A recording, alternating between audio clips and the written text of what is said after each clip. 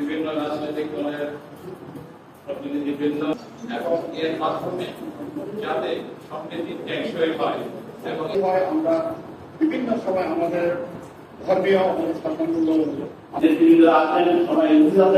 আমরা মনে করি আমরা যারা এখানে উপস্থিত অন্যান্য বছর থেকেও এবার বিভিন্ন অনুষ্ঠানে আমরা পূজা করতে যাচ্ছি। আপনারা সবাই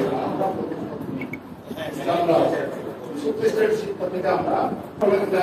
যে প্রতিশোধ নেওয়া ঈশ্বরের কাজ, কিন্তু আমরা আমাদের যাতে আমাদের পূজায় সামান্য একটা ছোট পুত্র লাগার জন্য আপনারা এখানে যে কোনো ধরনের লিগ্যাল অ্যাকশন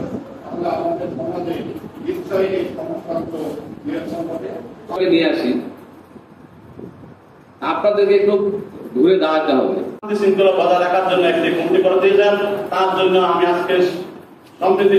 শান্তিপূর্ণ সমাধান করতে যে সমস্যা বা দাবিদার এটাও আমরা এই ধর্মীয় অনুশাসনের ক্ষেত্রে বা বিভিন্ন ধরনের এগুলো করে থাকে আমাদের রাজনৈতিক দলগুলো দেওয়ার মতো সে ভালোভাবে আছে, কিন্তু যারা দুষ্ট লোক তারা কি হয় অল্প মাস পিপল সমস্ত জনগণ আমরা এটার মধ্যে সম্পৃক্ত যে